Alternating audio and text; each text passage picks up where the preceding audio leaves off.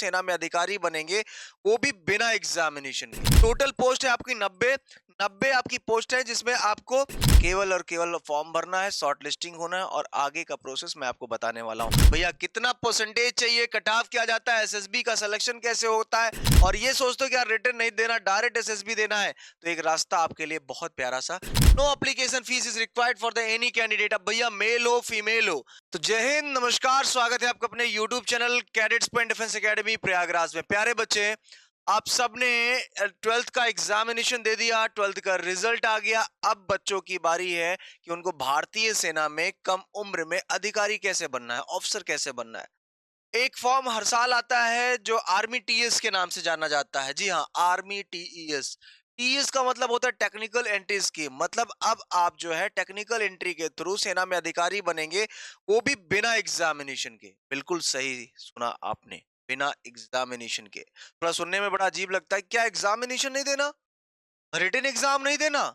जी भाई, बिल्कुल सही बात है, कुछ नहीं देना और केवल फॉर्म भरना है, शॉर्ट लिस्टिंग होना है और आगे का प्रोसेस मैं आपको बताने वाला हूं। तो अगर आपको ये वीडियो अच्छा लगता है तो अपने दोस्तों तक जरूर शेयर करना, और अगर आपका परसेंटेज इतना है तो आप फाइनली रिकमेंड हो सकते हैं। तो भैया कितना परसेंटेज चाहिए, कट ऑफ क्या जाता है, एसएसबी का सिलेक्शन कैसे होता है, कैसे आप आर्मी टीएस का फॉर्म भरेंगे, हर एक चीज इस वीडियो में आपको मैं बताने वाला हूं। तो अगर आपका भी सपना है भारतीय सेना में अधिकारी बनने का, टेक्निकल एंट्री स्कीम के थ्रू जाने का, और ये सोचते हो कि यार रिटर्न नहीं देना, डायरेक्ट एसएसबी देना है, तो एक रास्ता आपके लिए बहुत प्यारा सा ये ओपन हो रहा है, जिसका फॉर्म अभी जारी किया गया है। टीईएस टेक्निकल एंट्री स्कीम 56 आपका कोर्स है, रिक्रूटमेंट 2026 कोर्स है जो जारी हो रहा है टीएस 56 का, और नोटिफिकेशन इसका आपका आउट हो चुका है, जिसका कंप्लीट डिटेल मैं आपको लेकर आया हूं इस वीडियो में। तो बने रहेंगे वीडियो में क्योंकि आपको बहुत मजा आने वाला है। तो चलिए शुरू करते हैं इस वीडियो को, लेट्स बिगिन।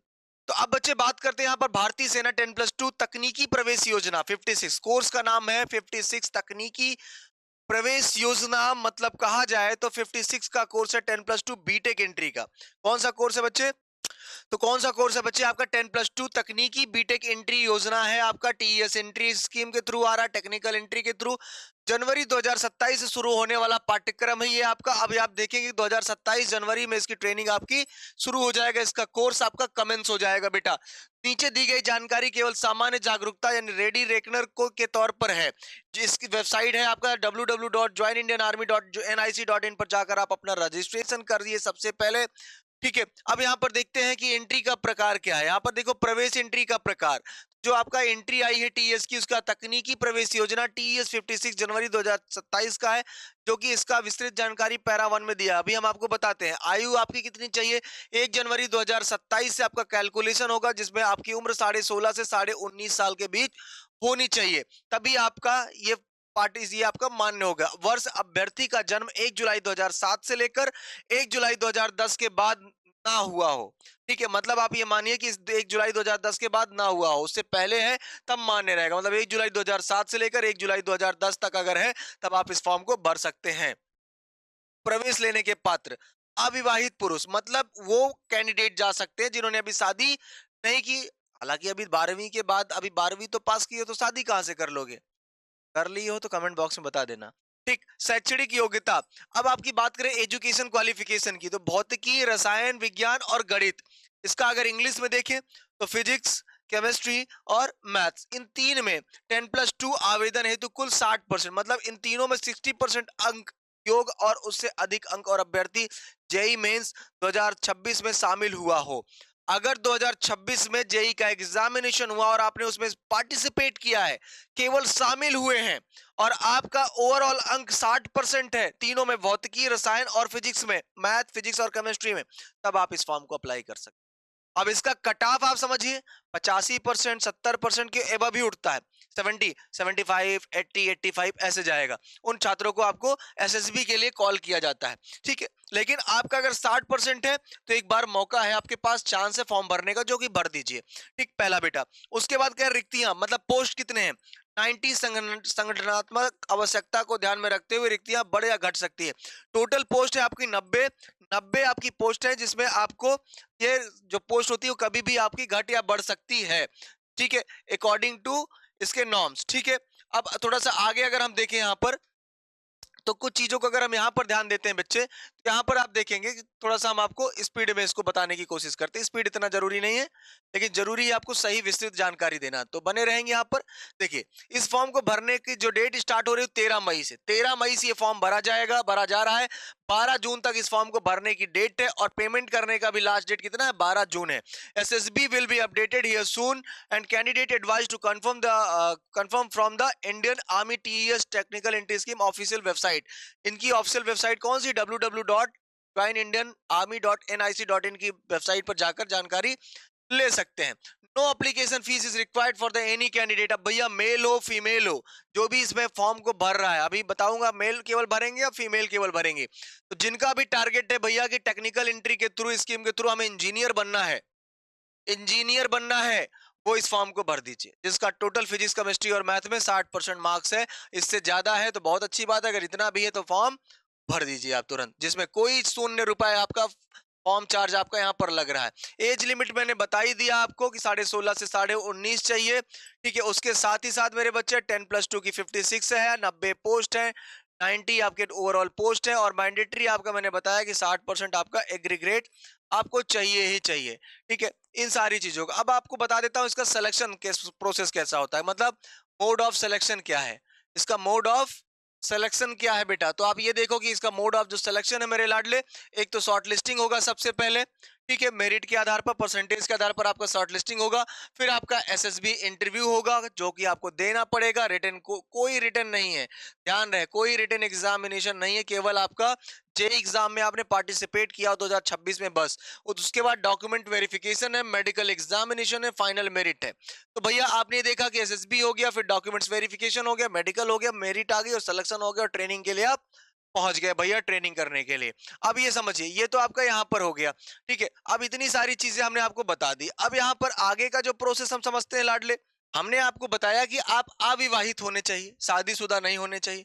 आयु सीमा हमने आपको बताई कि भैया आपकी 16.5 साल से लेकर 19.5 साल होनी चाहिए। कब से कब तक आप फॉर्म भर सकते हैं ये भी आपको पता है।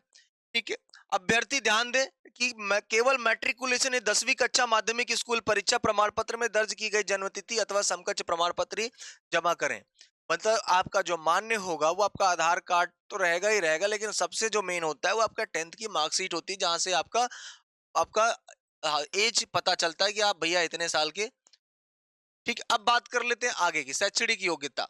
अब यहाँ पर शैक्षणिक योग्यता की जो आपसे बात हुई इससे पहले क्या हुई, इस एंट्री के लिए मान्यता प्राप्त शिक्षा बोर्ड में भौतिकी, रसायन विज्ञान और गणित विषयों समूह सब सहित न्यूनतम 60% अंक एग्रीग्रेड के साथ 10+2 अथवा समकक्ष परीक्षा उत्तीर्ण करने के लिए अभ्यर्थी ही आवेदन करने के पात्र होंगे। इसको आपको विशेष तौर पर ध्यान देना है। आगे कह रहा है अभ्यर्थी जेई मेंस 2026 की परीक्षा में अवश्य शामिल हुआ हो, मैंडेटरी है। अगर ये नहीं किए तो दिल के अरमा आंसुओं में बह गए। ठीक, तो इतना ध्यान देना है भैया कि आपको यहाँ पर मेहनत करनी ही करनी है। अगला कह रहा है चिकित्सीय जांच एवं शारीरिक मानदंड भारतीय सेना में ऑफिसर्स एंट्री के लिए यथा लागू चिकित्सीय मानदंड एवं चिकित्सीय जांच की प्रक्रिया के लिए कृपया इस वेबसाइट पर को विजिट करें। तो ये सारी चीजें आपको यहाँ पता चल जाएगी। हालांकि आप हमसे पूछेंगे, कोई डाउट होगा तो आप हमारे वीडियो के कमेंट बॉक्स में कमेंट कर सकते हैं, हम आपको सारी जानकारी आपको प्रॉपर तरीके से देते रहेंगे बच्चे। आवेदन करने वाला अभ्यर्थी सुनिश्चित कर ले कि संघ लोक सेवा आयोग यूपीएससी द्वारा आयोजित किसी भी परीक्षा के लिए उस पर रोक न लगाई गई हो।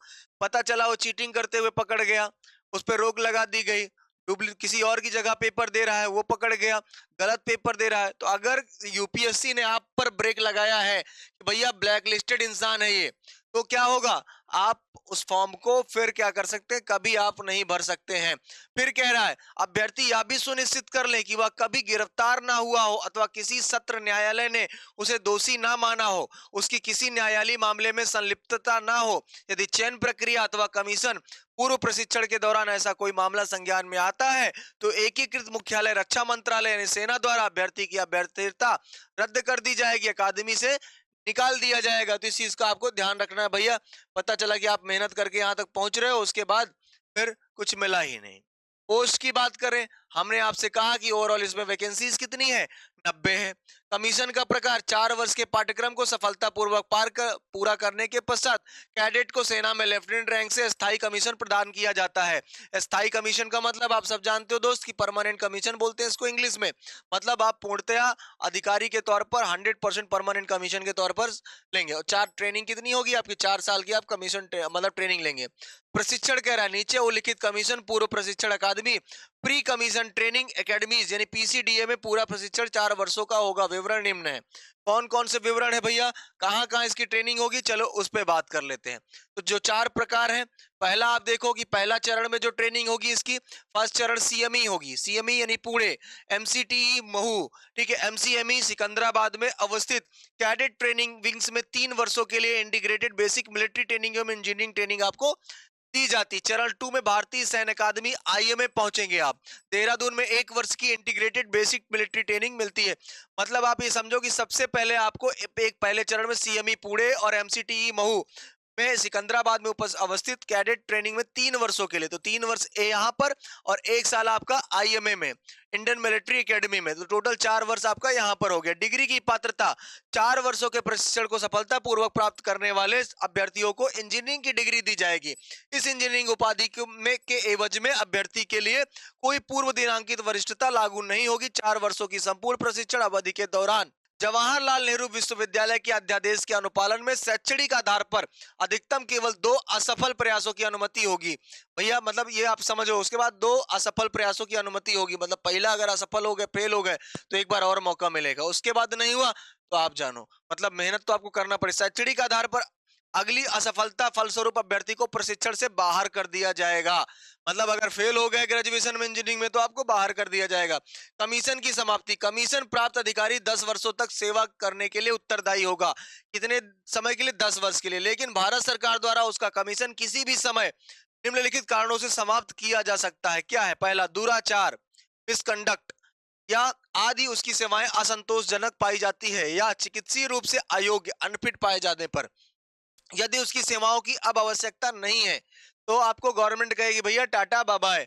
यदि वह किसी निर्धारित प्रशिक्षण या पाठ्यक्रम में अर्हता प्राप्त करने के लिए विफल रहता है, एक अधिकारी को 3 महीने का नोटिस देकर मानवीय आधार यानी कंपनसेशन कंपनसेट ग्राउंड पर अपना कमीशन त्यागने यानी इस्तीफा देने की अनुमति दी जा सकती है, जिसके औचित्य पर एकमात्र निर्णायक भारत सरकार की होगी। वह अधिकारी जिसे मानवीय आधार पर कमीशन त्यागने की अनुमति दी जाती है वह सेवा समाप्ति उपदान के पात्र के लिए है। अभ्यर्थी ध्यान दे कि अंतिम रूप से चयन होने के पश्चात संबंधित नागरिक पुलिस शैक्षणिक प्राधिकारों जो भी लागू उनमें उसमें पूर्ववृत्त संतोषजनक सत्यापन हो जाने तक उनकी अभ्यर्थिता अनंतित रहेगी। ठीक है, अब ध्यान दो। अब भैया ये है कि जब आप ट्रेनिंग लोगे तो कुछ पैसा वैसा मिलेगा कि नहीं, बड़ी जरूरत की बात है।